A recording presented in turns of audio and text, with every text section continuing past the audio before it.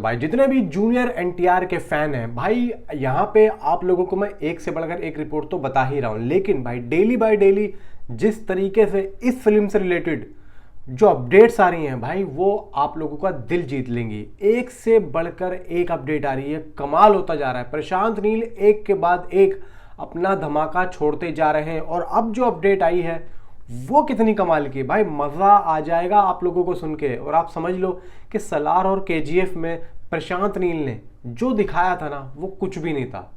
मैं आप लोगों को दोस्तों बता रहा हूं कि प्रशांत नील खुद अपने आप से लड़ रहे हैं, यानी कि खुद अपनी ही फिल्मों को यहाँ पे नीचा करने के लिए वो इस फिल्म में इतना ऊंचा काम कर रहे हैं, इतने हाई लेवल का काम कर रहे हैं कि आप लोग जब इस फिल्म को देखोगे ना, तो आप लोग ये कहोगे भाई केजीएफ और सलार तो कुछ भी नहीं है, ये तो सिर्फ इंडिया के लेवल पे थी। यानी कि आपने देखा कि केजीएफ और सलार में सिर्फ और सिर्फ इंडिया का ही लेवल दिखाया था, यानी कि जो भी था, आप केजीएफ का एक कोयले की खदान कह लो या फिर सलार का वो खानसार कह लो, तो ये सब एक यहीं की तो दुनिया दिखाई थी।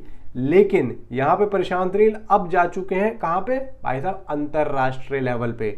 और सारी चीजें, सारा लेवल आप लोगों को बताऊंगा। वीडियो को लाइक करें, चैनल को सब्सक्राइब करें। सबसे पहली चीज, मैंने आप लोगों को एक बात बताई थी अभी 2 या 3 दिन पहले कि जूनियर एनटीआर को लेके प्रशांत नील, देखो सबसे पहली चीज भाई, इस फिल्म का जो मास्टर माइंड है ना, वो है प्रशांत नील, ठीक है। अब प्रशांत नील इस फिल्म को लेके जो सोच रहे हैं ना, वो ये है कि मैंने आप लोगों को जूनियर एनटीआर का एक बैकग्राउंड बताया था, यानी कि एक फ्लैशबैक होगा, ठीक है। प्रशांत नील इसके अंदर एक फ्लैशबैक दिखाएंगे, और फ्लैशबैक में क्या दिखाएंगे, वो ये दिखाएंगे कि जूनियर एनटीआर क्या थे और जूनियर एनटीआर किस तरीके से, मतलब एक क्रिमिनल दिखाएंगे, एक गुंडा, एक बहुत ही बड़ा गुंडा।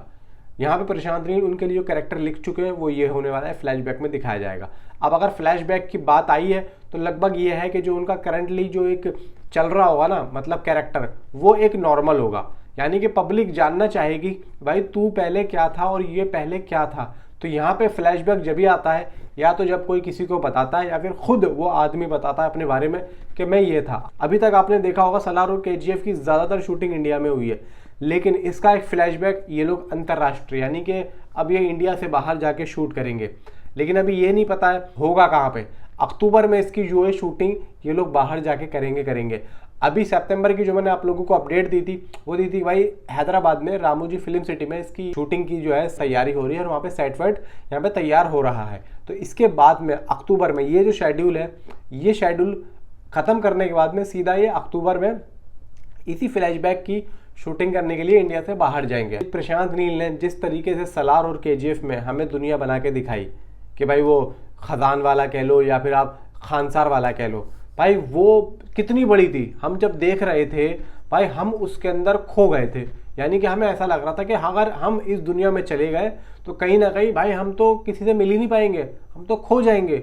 और ऐसा वहाँ पे इस तरीके की राजनीति चल रही है, साला एक दूसरे के गले कट रहे हैं, एक दूसरे को मार रहे हैं, एक दूसरे के खून के जो दुश्मन हो रहे हैं, तो साला यहाँ पे तो हम लोग मर ही जाएंगे।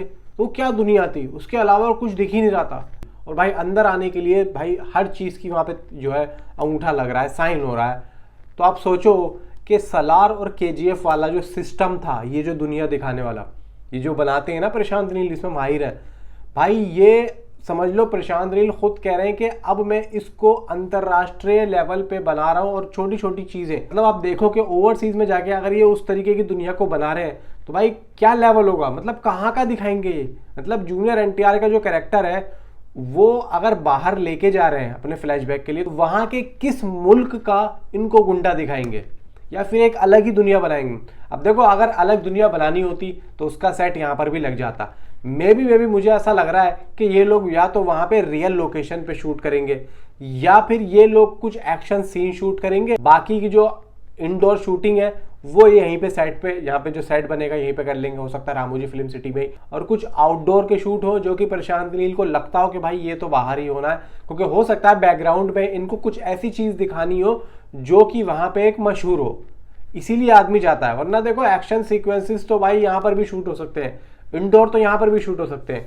आउटडोर में करने का मकसद यही रहता है कि वहां की लोकेशन दिखानी है कि हाँ भाई देखो, वरना ग्रीन स्क्रीन पे भाई कुछ भी हो सकता है। लेकिन यहाँ पे एक्शन सीक्वेंसेस जो ज़मीनी स्तर पर होते हैं, वहाँ पे मैंने देखा है ख़ास तौर से साउथ की फिल्मों में भाई वो बाहर ही जाते हैं, यहाँ पे कोई ग्रीन स्क्रीन यूज बहुत कम करते हैं क्योंकि वो एकदम देसी अंदाज लेके चलते हैं। अब देखो ओवरसीज में अगर देसी अंदाज की फाइट सिक्वेंसेस हो रहा होगा तो भाई क्या ही मजा आएगा। जूनियर एनटीआर देखो यहाँ पे कोई छोटे मोटे स्टार नहीं है, आज के टाइम पे एक बहुत बड़ा रुतबा है उनका, तो उस रुतबे के हिसाब से उस एक्शन सीक्वेंसेस को अगर प्रशांत नील बाहर ले जाकर शूट करने की सोच रहे हैं तो भाई यहाँ पे कोई गलत बात नहीं है। प्रशांत नील एक मास्टरमाइंड आदमी है, बहुत ही चालाक आदमी है, और जिस तरीके से वो लेके चल रहे हैं ना भाई साहब, राजा मौली भी फेल लग रहे हैं मुझे तो। अब जिस तरीके से इनकी फिल्मोग्राफी जारी है प्रशांत नील की, तो भाई यहाँ पे राजा मौली के बाद में दूसरा नाम अब इन्हीं का ही आ रहा। राजा मौली को भी मुझे लग रहा है कि जाके फेल करने वाले हैं। बाकी भाई जो भी अपडेट आ रही है वो आप लोगों को बता ही रहा हूँ। नीचे कमेंट में आप अपनी राय मुझे जरूर बताएं। Thanks for watching.